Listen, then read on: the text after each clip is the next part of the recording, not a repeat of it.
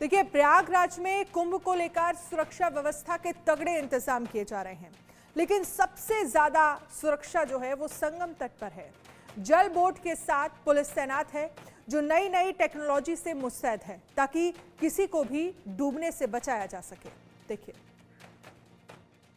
जल पुलिस लगातार सुरक्षा व्यवस्था देख रही है और जल में किस तरीके से लोगों को हानि ना हो सके इस पर भी ध्यान दे रही है। लेकिन जल पुलिस आखिर ये सुरक्षा व्यवस्था कैसे देखेगी और किस तरीके के बोट अब की लाए गए हैं, सीओ साहब से ही बात करते हैं। कौन कौन से बोट लाए गए हैं? हमने बहुत सारे बोट देखे, जैसे ये बोट थे, ये कैसे बोट है? This is our pontoon boat और ये हमारे पास जो विशिष्ट VIPs वगैरह आते हैं उनके लिए है। और ऐसे केसेस में जब सुरक्षा हमें देखनी है, VIPs की सुरक्षा, तो माननीयों के लिए यह बोट उपलब्ध रहेगी। इसके इर्द गिर्द भी लगाए जाते होंगे कुछ बोट? हाँ, उनकी सेंसिटिविटी और उनके थ्रेट परसेप्शन का आकलन करते हुए उसी हिसाब से हम अदर जो सपोर्ट सुरक्षा है वो देते हैं। सर, क्योंकि आप लोगों को गश्त भी करना होता है, कैसे आप लोग गश्त करते हैं? कौन से बोट यहाँ पर हैं जो गश्त के लिए? हमारे पास बहुत सारे हैं। ये आप देखिए, वाटर स्कूटर्स हैं हमारे पास। ये these scooters are there, 40 horsepower की स्कूटर्स हैं हमारे पास।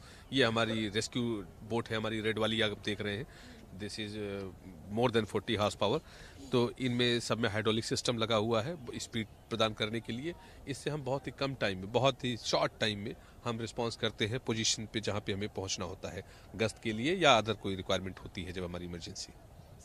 इस बार कुंभ में सबसे आकर्षण का केंद्र जो बन रहा है आपके बोट से ज़्यादा वो बाहर से आए हुए क्रूज़ है। वो एक क्रूज़ जो निषाद राज क्रूज़ है, क्या है वो, कहाँ से आए हैं, कैसे लगे यहाँ पर? देखिए, अभी एक क्रूज आया हुआ है, अभी वो हमने यहाँ पे डॉक करा रखा है और बनारस से आया हुआ है यह cruise. That is it. Banaras से आए हुए क्रूज। तो सबसे आकर्षण का केंद्र यहाँ के क्रूज भी होंगे और क्योंकि सुरक्षा व्यवस्था को बेहतर बनाना और सुरक्षा व्यवस्था पर ध्यान देना है तो इन सभी बोट का यूज किया जाएगा और सुरक्षा व्यवस्था को देखा जाएगा यहाँ पर कि किस तरीके से बोट के जरिए जल्द से जल्द उन लोगों के पास पहुंचा जा सके जहाँ पर कोई भी घटना हुई हो। महाकुंभ मेले में 24 घंटे OPD की सुविधा श्रद्धालुओं को मिलेगी। इसके लिए डॉक्टरों की विशेष टीम जो है वो तैनात की जा रही है। महाकुंभ के परेड ग्राउंड में 100 बेड का हॉस्पिटल लगभग बनकर तैयार हो चुका है, जिसे अब अंतिम रूप देना बाकी है।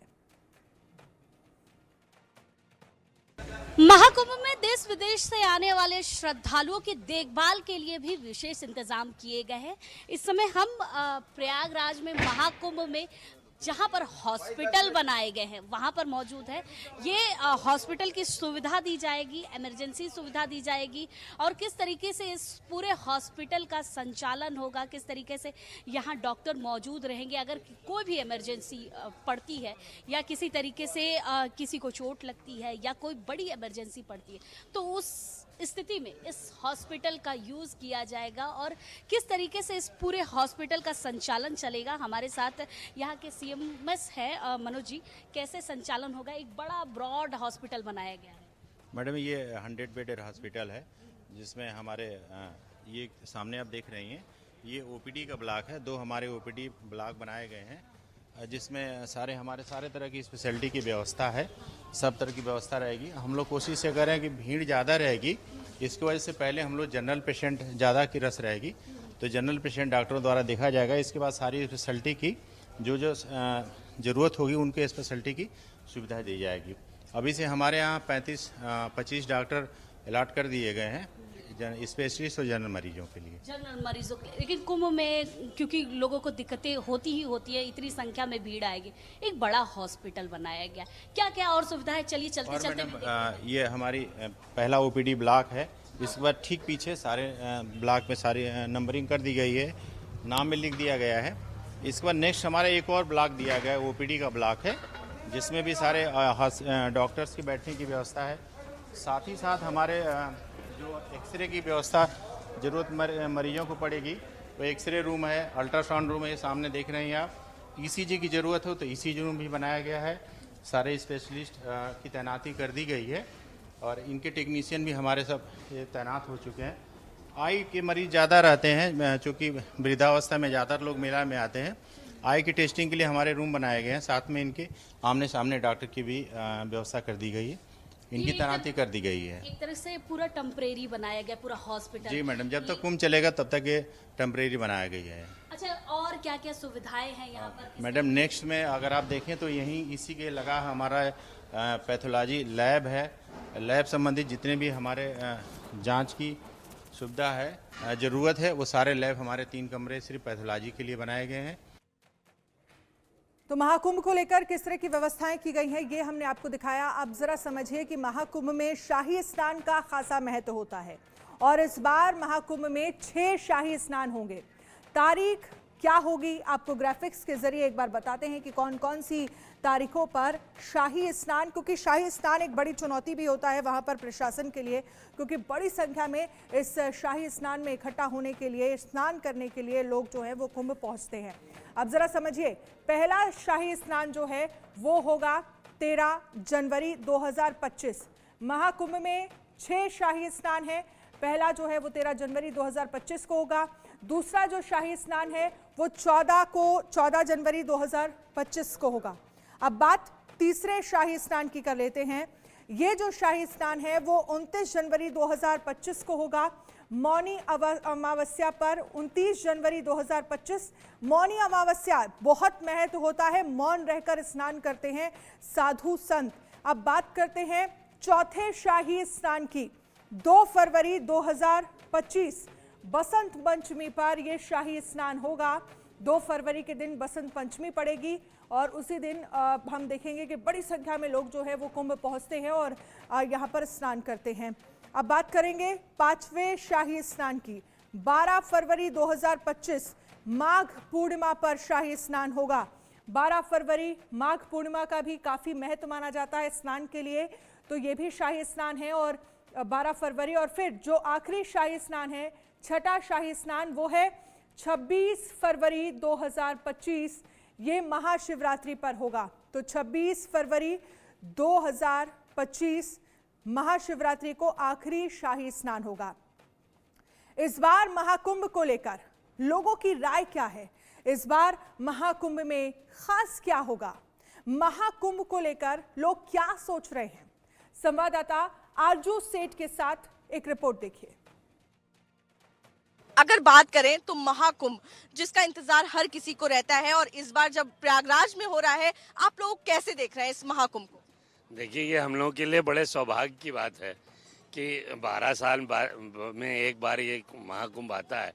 और जैसा सब जानते हैं कि जब देवताओं और असुरों में द्वंद्व हुआ था तो मंथन हुआ था समुद्र का, और उसमें जो अमृत निकला था, उस अमृत कलश को लेने के लिए जब उन्होंने छीना झपटी हुई तो 4 जगह वो अमृत की बूंदें छलकी।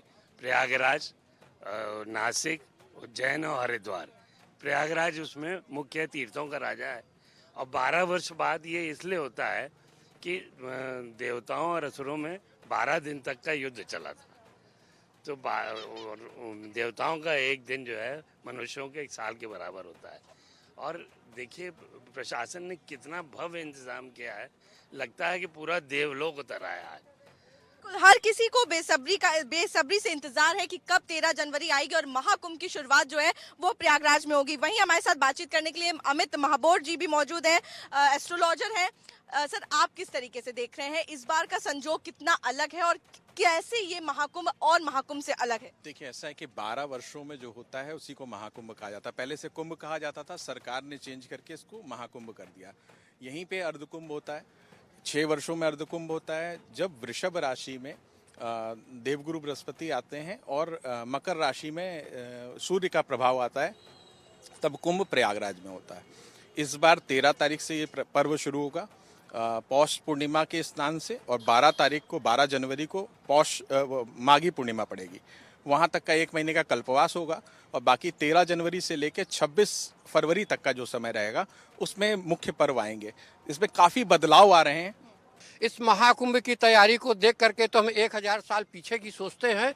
जो कल्पनाओं में लोग किताबों में पढ़ा करते थे कि महाराजा हर्षवर्धन आए थे यहाँ पर अपने सारे राजपाट को दान करके और एक वस्त्र पहन करके चले गए थे, आज उसी तरीके से हमारे प्रदेश की सरकार और केंद्र की सरकार तत्पर है कि कितनी ज़्यादा से ज़्यादा सुविधा यहाँ पर दे सके कि लोगों को किसी भी प्रकार के धर्म के प्रति अनास्था न जागृत होने पावे। क्योंकि वर्तमान समय को देखते हुए लोग सनातन धर्म को बदनाम करने के लिए, सनातन धर्म पे आक्षेप लगाने के लिए, उसको अविश्वसनीय ठहराने के लिए तमाम हथकंडे अपना रहे हैं। तो हमको वही महाराजा हर्षवर्धन जी की याद आ गई। उसके बाद ऋषि महर्षियों की याद आई। फिर उससे पूर्व हम गए तो अपने समुद्र मंथन के समय में आए कि किस प्रकार से राक्षसों का जो है वर्चस्व रहा करता था और उसी वर्चस्व को तोड़ने के लिए देवता सदैव सदैव जो है धरती पर आविर्भाव करते रहे और उनका विनाश करते रहे। तो उसी परिप्रेक्ष्य में आज ये हमारा कुंभ है कि हमारी केंद्र सरकार और प्रदेश सरकार के द्वारा सनातन धर्म को बढ़ाने के लिए सारी तैयारियां की जा रही है और हमारे पुराने इतिहास को, जिनको कल्पना कहा जाता है, उनको मूर्त रूप देने के लिए, उनको सच साबित करने के लिए 100% जो है तत्पर है। बहुत ज़्यादा उत्साह है हम लोग तो यहीं के निवासी है, न जाने कितने हमने कुंभ देखा और ये एक विशेष कुंभ है, समझ लीजिए पहली बार हमने ऐसे देख रहे हैं। इतनी व्यवस्थाएं जी। कुछ व्यवस्थाएं आपको पसंद आ रही है, आप कुछ बता पाएंगे क्या कुछ नया आपने देखा इस बार? नया एक तो 30 पुल कभी नहीं बना था, 30 पुल बने हुए हैं। पिछले बार 20 पुल बने थे जी, 10 पुल और बढ़ गए। हाँ 10 पुल और बढ़ गए हैं और गली मोहल्ले में सब बिल्कुल विकास का काम जारी, समझ लीजिए एक एक गली एक मोहल्ले में जी। कहीं पास में ही जी हमारा घर पास में बिल्कुल है। तो अब आपका घर भी चमकेगा जब चमक गया सोलिंग से, सोलिंग बन गई, रोड बन गई, सब बन गया।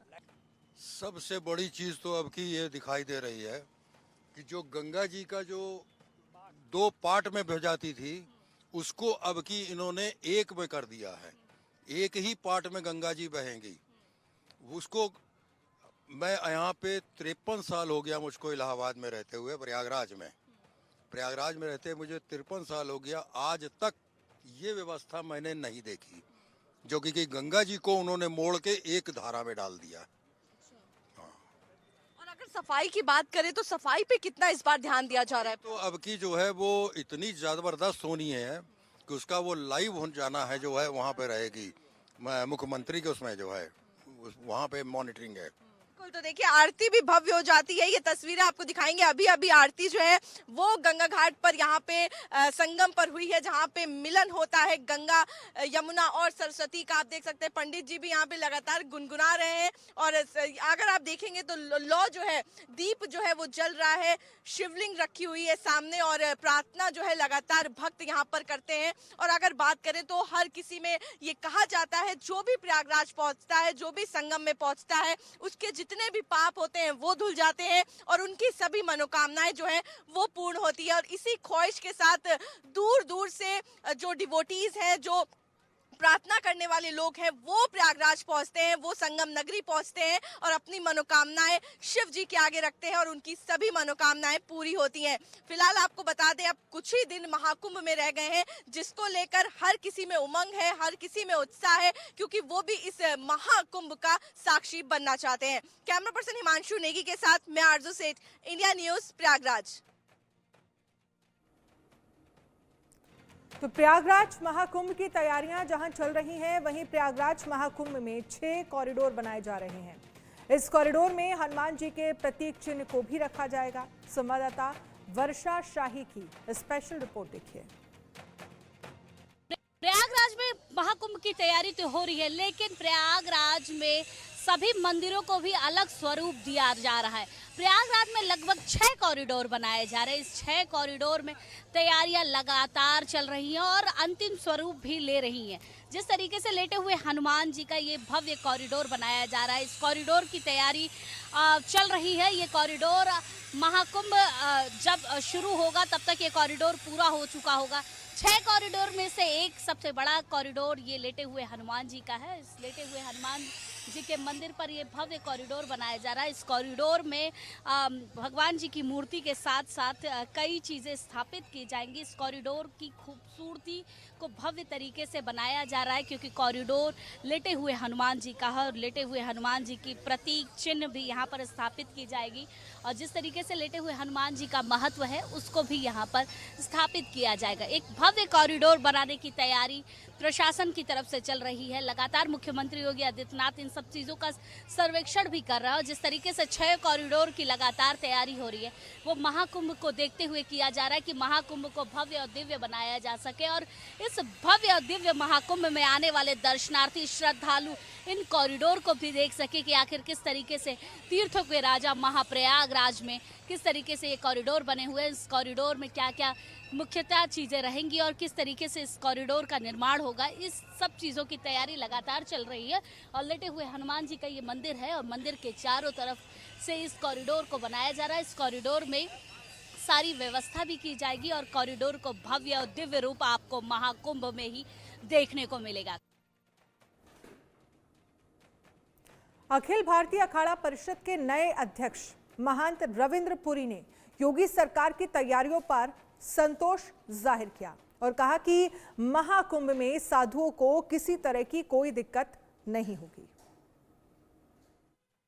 13 अखाड़े एवं माननीय मुख्यमंत्री जी की वार्ता हुई और अखाड़ों में जो भी समस्याएं थी, जो भी कार्य शेष था, उसके लिए माननीय मुख्यमंत्री जी से हमारी बात हुई और माननीय मुख्यमंत्री जी ने कहा कि छोटी मोटी बातें होती रहती है और हमारे मेला अधिकारी जी जो है बहुत अच्छे व्यक्ति है और बहुत अनुभवी है। मैं ये कहना चाहूँगा, मेला अधिकारी 2019 में भी उन्होंने हमारा प्रयागराज का जो कुंभ है वो कराया था और इस समय भी उसी के अनुभव के कारण उनकी दोबारा नियुक्ति जो है इस महाकुंभ के लिए हुई है। इसीलिए किसी भी संत महात्मा को छोटी मोटी दिक्कतें होती है, वो कोई बात नहीं होती, लेकिन कोई बड़ी दिक्कत नहीं, कोई समस्या नहीं है। हमारी अलॉटमेंट की छोटी सी समस्या है, वो भी बहुत जल्दी पूरी हो जाएगी। महाराज जी, कितना दिव्य और भव्य कुंभ इस बार मनाएंगे आप लोग और किस तरीके से इस बार का कुंभ कितना महानतम होगा, पूरे विश्व स्तर पर किस तरीके से रखेंगे आप? मैं कहना चाहूँगा, ना भूतो ना भविष्यति ऐसा कुंभ हो कि 2025 का जो कुंभ होगा, महाकुंभ होगा, पूरा विश्व याद रखे कि प्रयागराज में ऐसा कुंभ हुआ है कि जो हमारे माननीय मुख्यमंत्री जी की अध्यक्षता में हुआ है, पूरा विश्व इसको याद रखे और पूरे विश्व के जितने भी सनातनी है सभी इस कुंभ में आने वाले हैं। और माननीय मुख्यमंत्री जी ने यह भी कहा है, जितने भी साधु संत, जितने सनातनी देश विदेश में रहते हैं, दक्षिण भारत में रहते हैं, उत्तर भारत में रहते हैं, जो आज तक यहाँ नहीं आ पाए, उनको भी बुलाया जा रहा है। प्रयागराज में कनेक्टिविटी को लेकर बेहतर बनाने के लिए क्या क्या किया जा रहा है, संवाददाता वर्षा की रिपोर्ट देखिए। महाकुंभ को भव्य और दिव्य बनाने की तैयारी बहुत ही तेज चल रही है। अंतिम चरण पर सारे कार्य हैं, लेकिन जिस तरीके से श्रद्धालु आएंगे और श्रद्धालुओं की कनेक्टिविटी के लिए भी बेहतर इंतजाम किए जा रहे हैं। रेल प्रशासन की तरफ से अलग अलग ट्रैक बनाए गए हैं। हमारे दोनों तरफ आपको ट्रैक दिखाई दे रहे होंगे, ये रेलवे ट्रैक हैं जिनको बनाया गया है। इसका नवनिर्माण हुआ है और इसका उद्घाटन प्रधानमंत्री नरेंद्र मोदी के द्वारा किया जाएगा। जिस तरीके से महाकुंभ को भव्य और दिव्य बनाने के लिए सभी जगह से श्रद्धालु आएंगे और इस कुंभ के समागम में लोग मौजूद रहेंगे। जिस तरीके से लगातार महाकुंभ की तैयारी चल रही है, आपको चारों तरफ केवल निर्माण कार्य ही देखने को मिल रहे होंगे, क्योंकि ये निर्माण कार्य 1 जनवरी तक पूर्ण करना है। जिस तरीके से महाकुंभ को एक भव्य दिव्य बनाने का समागम होना है, उसमें ये रेलवे ट्रैक बनाए गए हैं। ये रेलवे ट्रैक की कनेक्टिविटी प्रयागराज को कनेक्ट करेगी अलग अलग जिलों से, अलग अलग प्रदेशों से, और इस रेलवे ट्रैक के जरिए ही यहाँ पर लोग श्रद्धालु आएंगे। और क्योंकि लगातार कनेक्टिविटी को बेहतर बनाने के लिए प्रयागराज में जगह जगह भी कई इंतजाम किए जा रहे हैं, जिससे प्रयागराज के महाकुंभ को भव्य और दिव्य बनाया जा सके।